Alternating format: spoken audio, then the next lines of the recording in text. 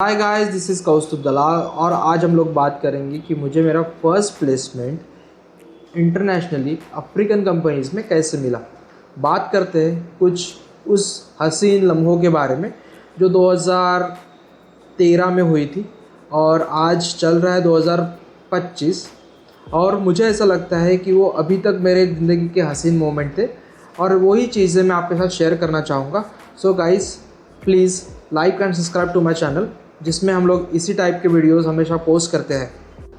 मेरा जो कॉलेज था it was already internationally placed student के लिस्ट में टॉप पोजीशन पे था और मैंने जो ये कॉलेज सिलेक्ट किया था वो उसी के लिए सिलेक्ट किया था ताकि मुझे इंटरनेशनल प्लेसमेंट मिल पाएंगे। सबसे पहले जब मैं कॉलेज में जब एंटर हुआ था तब मेरा फर्स्ट एजेंडा यही था कि I will get the international placement from this college. एक साल ख़त्म हो गया और इंटरनेशनल प्लेसमेंट और प्लेसमेंट की प्रोसीजर स्टार्ट हो चुकी थी। इस प्रोसीजर में हर एक कैंडिडेट को इंडिविजुअली सिलेक्ट किया जाता है कि he is the best candidate to sit in that company और नॉट। उसमें आपके पैरामीटर्स रहते हैं बहुत सारे।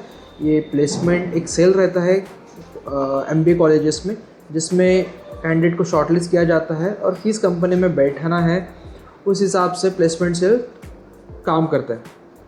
अब ऐसा था कि जब आप कॉलेज की प्लेसमेंट जब शुरू हो जाती है तब everyone wants to be in the best position, everyone wants the best company, everyone wants the best package.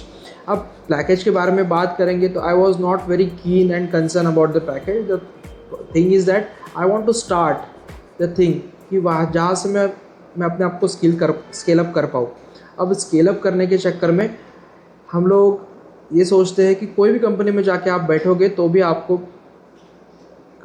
Placement हो जाएगी, बट आपने उस लेवल पे नहीं सोचना है। आपने सोचना था कि ये कंपनी के विजन्स और स्कोप मेरे से मैच करते हैं क्या, और इम्पॉर्टेंट क्या पॉइंट्स है जिसमें इस कंपनी के विजन के साथ मैं अपने आप को रिलेट कर पाऊँ। अब कंपनी का नाम जो था वो था एक्सपोर्ट ट्रेडिंग ग्रुप, और एक्सपोर्ट ट्रेडिंग ग्रुप में हम लोग जब बात करेंगे तो कंपनी के उस टाइम पे 2013 के विजन थे कि they want to be the best company of the Africa location.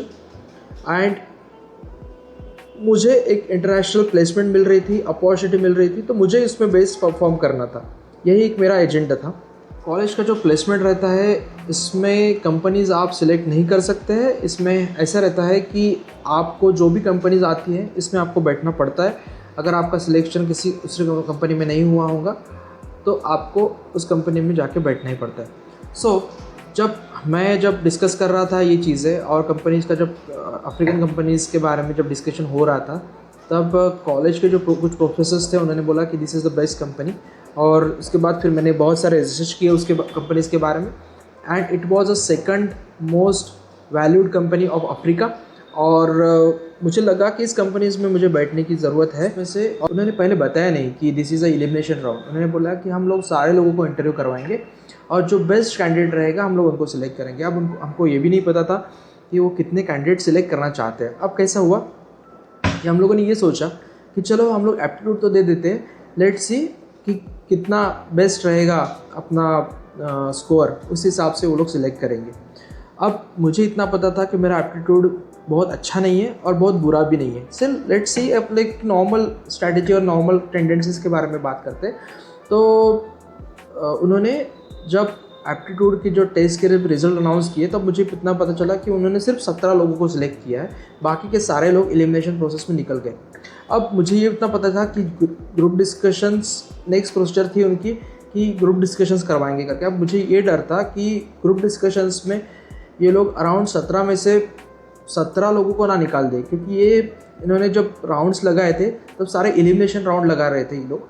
मुझे इतना पता चल रहा था कि ये लोग जो कैंडिडेट चाह रहे हैं वो उनको बेस्ट कैंडिडेट चाहिए उनके कंपनी के लिए। और मेरा ग्रुप डिस्कशंस था और ग्रुप डिस्कशंस के बारे में मैं थोड़ा सा अवेयर था कि ये लोग जो ग्रुप डिस्कशन लेंगे वो इंटरनेशनल लेवल के ही टॉपिक उठाएंगे करके, क्योंकि कंपनी इंटरनेशनली प्लेस कर रही है तो इंटरनेशनल लेवल में। और उस टाइम पे ना मेरा पढ़ना जो लेवल का था ना, उस टाइम पे मैं जो पढ़ता था ना वो बहुत अच्छे लेवल पे पढ़ता था। मतलब इट्स लाइक ग्लोबली मैं ज्ञान दे सकता था लोगों को कि इंटरनेशनली एक्सपोर्ट एंड इंपोर्ट के बारे में जब बात हो रही थी तब ट्रेड डेफिसिट वगैरह क्या रहता है, ये सब चीज़ों के बारे में मुझे काफ़ी ज़्यादा इन्फॉर्मेशन था। अब 2013 की बात थी और I was around 23 years old at that time. और मैं ये नहीं बोलूँगा कि मुझे जो नॉलेज था वो बेस्ट था करके, but the level I was going through, I know that कि मैं इस ग्रुप डिस्कशन में मैं थ्रू आउट हो जाऊँगा। इसका प्रोसेस स्टार्ट हुआ तब मुझे पता चला कि उन्होंने 17 के 17 मेंबर्स एक साथ बिठाए और उन्होंने स्टार्ट कर दिया कि आप बात करो अपने हिसाब से, आपको क्या लगता है कि इंडिया का इंटरनेशनल एक्सपोर्ट कैसे ग्रोथ हो सकता है in next 2 years to 3 years। आपको ये इंटरनेशनल एक्सपोर्ट में बहुत सारी चीज़ों के बारे में आपको इनपुट डालने हैं करके। सो जब ये जो टॉपिक था, ये टॉपिक अराउंड 45 मिनट्स तक चला और 45 मिनट्स में मेरे कुछ इनपुट्स थे जो कंपनीज़ को बहुत अच्छे से पसंद आए। अब मैं ये नहीं बताऊंगा आपको कि मैंने क्या क्या बोला, बट मैं आपको ये बताऊंगा कि मेरे जो पॉइंट्स थे वो वैलिड थे। और ये जो ग्रुप डिस्कशन जो हुआ, तब ये ग्रुप डिस्कशन भी एक टाइप का एलिमिनेशन राउंड था। उन्होंने सिर्फ 5 मेंबर्स सिलेक्ट किए उस ग्रुप डिस्कशन में। अब आई नो दैट कि इस ग्रुप डिस्कशन में I have perform well, but next जो प्रोसीजर रहेगी वो ऐसा नहीं हो सकता है कि वो एलिमिनेट ना करे करके। अब मुझे इतना भी नहीं पता था उनको 5 लोग लेना है, 2 लोग लेना है, 3 लोग लेना है। और जब रिज़ल्ट अनाउंस हुए थे ग्रुप डिस्कशंस में, उसमें सबसे पहला रैंक फॉर इंटरव्यू उन्होंने मेरा नाम लिया था। तो मुझे 15 मिनट में इंटरव्यू के लिए रेडी होना था और 15 मिनट में मुझे उनके सामने प्रेजेंट होना था। 45 मिनट्स तक चला। इस 45 मिनट्स में उन्होंने मुझे फैमिली बैकग्राउंड से लेके मेरे इंटरव्यूज़ के जो पैरामीटर्स थे उसमें उन्होंने स्ट्रेस से लेके मेरे इंटरनल जो सब्जेक्ट्स थे उसके बारे में काफ़ी क्वेश्चनिंग की गई।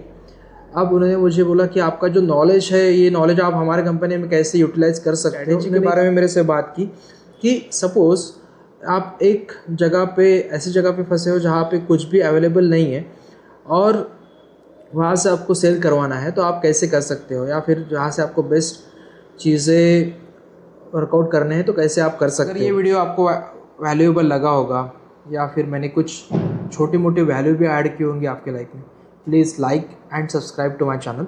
और इसी चैनल को हम लोग इसी तरह से ग्रो करते रहेंगे। मुझे ऐसा लगता है कि मैं मेरे इंटरव्यूज़ के थ्रू या फिर मेरे एक्सपीरियंस के थ्रू आपके ज़िंदगी में कुछ वैल्यू एडिशन कर सकता हूँ, इसलिए प्लीज़ सब्सक्राइब कर लीजिए।